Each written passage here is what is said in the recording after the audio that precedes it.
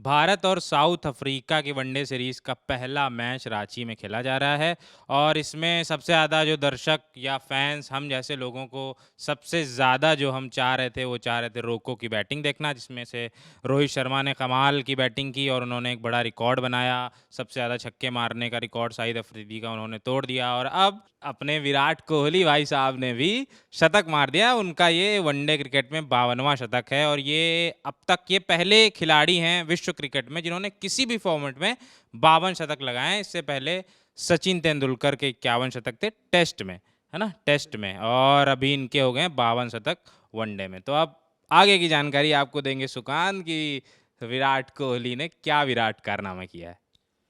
देखिए, जैसा आपने बोला ना विराट कारनामा किया है, वो बिल्कुल विराट कारनामा इसलिए भी है, जैसा आपने बोला कि कोई आज तक कोई किसी भी प्लेयर ने एक फॉर्मेट में 51 से ज़्यादा मतलब सेंचुरी लगाई नहीं थी।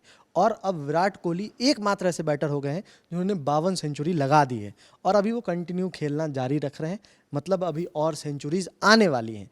तो उस लिहाज से जो सबसे बड़ी बात है वो है विराट कोहली की ये सेंचुरी।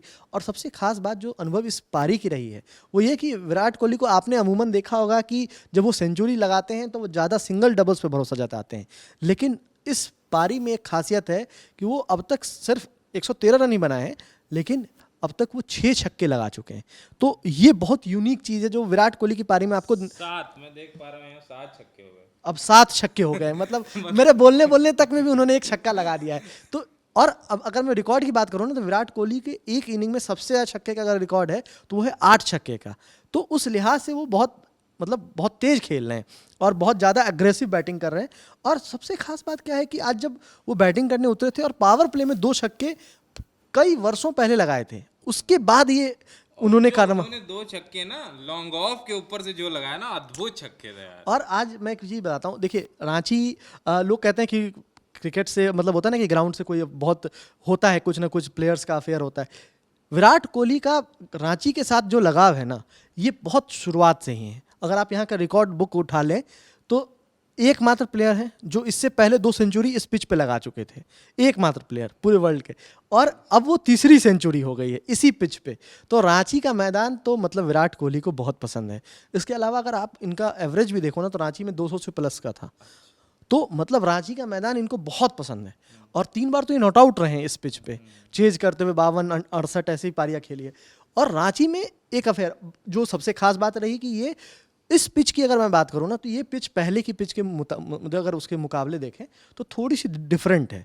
ये पहले उस जिस तरह की पिच रांची में होती थी लो बाउंस वाली, वैसी पिच नहीं है यहाँ पे। एक आपको क्यूरेटर बदले हैं तो उसका भी असर दिखता है कि उनका कुछ टच दिखता है। और आपको उड़ीसा से मिट्टी ला करके उसको बनाई गई है, काली मिट्टी की पिच है और बहुत उस पर काम हुआ है। वो दिखता है कि मतलब पेसर्स के लिए बहुत है, कभी इसमें अनइवन बाउंसेस भी दिख रहे हैं। तो मतलब बैटिंग उस लिहाज से उतना आसान है नहीं यहाँ पे जितना, क्योंकि आपने देखा होगा कि विराट कोहली और रोहित शर्मा के अलावा जो बैटर्स यहाँ आ रहे हैं उनको स्ट्रगल करना पड़ रहा है। चाहे वो यशस्वी जायसवाल हो, वो भी उसको जज नहीं कर पाए बॉल को, चाहे वो ऋतुराज गायकवाड़ हो, चाहे वाशिंगटन सुंदर हो, सब स्ट्रगल कर रहे थे कहीं ना कहीं। तो एक लिहाज से ये भी बहुत खास है कि और देखिए मेहनत बहुत काम आता है। विराट कोहली पहले प्लेयर थे जो कि टीम के जो रांची सबसे पहले पहुंचे थे 26 तारीख को। बाकी सारी टीम जो है वो 27 को पहुंची है, लेकिन ये 26 तारीख को पहुंच गए थे। और प्रैक्टिस सेशन में बहुत मेहनत की है इन्होंने। और उसमें 2 खिलाड़ी जो पूर्व खिलाड़ी उनका भी श्रेय जाता है, एक सौरभ तिवारी और दूसरे जो है शाहबाज नदीम, जो दोनों रांची में ही अब बिलोंग करते हैं। वहीं उन्होंने बहुत मेहनत की। एक एक सेक्रेटरी हैं और एक जनरल सेक्रेटरी, नहीं सॉरी, ज्वाइंट सेक्रेटरी, कुछ ऐसा ही है जहाँ तक अगर मैं सही हूँ तो। हाँ, जेएससीए के दोनों मतलब वो दोनों मेंबर्स में से हैं एक। लेकिन जो सबसे खास बात है कि उन्होंने ये किया कि विराट कोहली को हमने देखा था, क्योंकि हम बहुत उम्मीद करके गए थे कि ऑस्ट्रेलिया में विराट कोहली को हम वो रूप में आते देखेंगे, लेकिन ऑस्ट्रेलिया में उन्होंने एक भी सेंचुरी नहीं लगाई। और सब इंतजार कर रहे थे इस 52वीं सेंचुरी की, क्योंकि ये सेंचुरी अवेटेड थे उस समय से जब पाकिस्तान के अगेंस्ट उन्होंने 51st सेंचुरी लगाई थी और वो लगाई थी चैंपियंस ट्रॉफी के दौरान। तो उस समय से लोग वेट कर रहे थे कि कब 52वीं सेंचुरी आएगी और रिकॉर्ड बुक में एक नया record Virat Kohli one day cricket में लिख देंगे। और ऐसे भी कहा जाता है वनडे क्रिकेट में इनसे बेहतर कोई प्लेयर नहीं है। और नो डाउट जिस तरह से उन्होंने बैटिंग की है अब तक और जिस तरह से कर रहे हैं वो दिखाता है कि वो बहुत ही अलग क्लास के बैटर हैं। और इसमें किसी को कोई संदेह कभी भी नहीं था।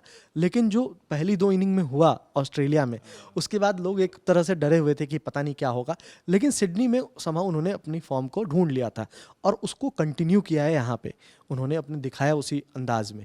और रांची की सबसे खास बात ये रही कि अभी तक जैसे हमने बोला कि अभी वो बैटिंग कर ही रहे हैं, ऐसा नहीं कि वो आउट हो गए, तो बैटिंग कर रहे हैं। तो अभी वो कितनी और पारी खेलेंगे और कितना हो सकता है, आज मुझे लग रहा है कि एक रिकॉर्ड, वो भी छक्कों वाला रिकॉर्ड, आज विराट कोहली भी एक रिकॉर्ड छक्कों का भाई नजर मत लगाइए सुकान। अच्छा, ये मैं यहाँ पे पूछना चाहूँगा, ये इस लिहाज से इस मायनों में कितनी अहम पारी है कि लगातार विराट कोहली को लेके चर्चा होती रही, रोहित शर्मा भी उसमें शामिल है कि अब 2027 वर्ल्ड कप हो सकता ना खेलें।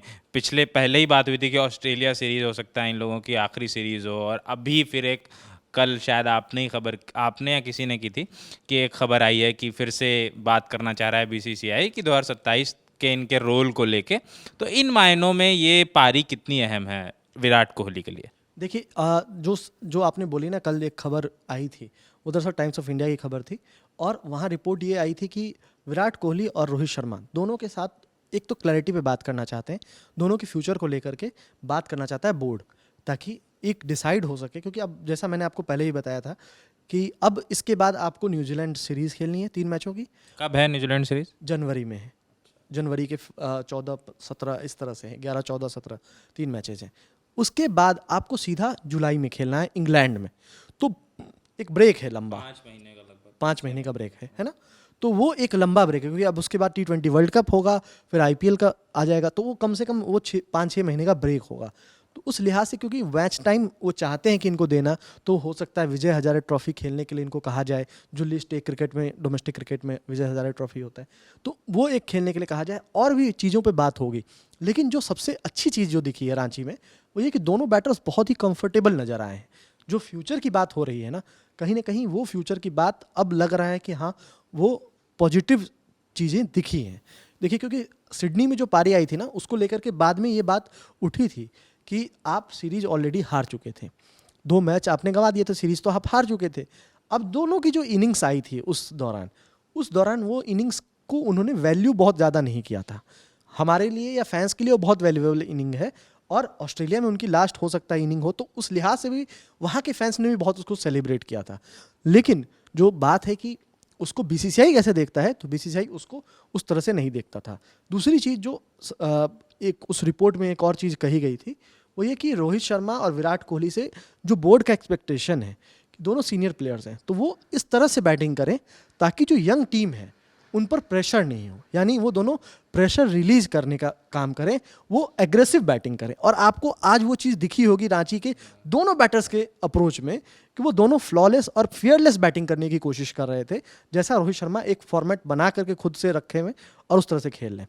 विराट कोहली ने थोड़ा समय लिया सेंचुरी तक पूरा करने में, लास्ट में 15 रन बनाने में थोड़ा समय लिया, लेकिन वो ज़रूरी था। क्योंकि क्या है कि आप माइलस्टोन को जब चेज कर रहे हो तो आपको अचीव करने के बाद एक नई एनर्जी मिल जाती है, और हमने फिर देखा कि जैसे ही उनकी सेंचुरी पूरी हुई, उसका तुरंत उन्होंने चेज करना शुरू कर दिया उसको।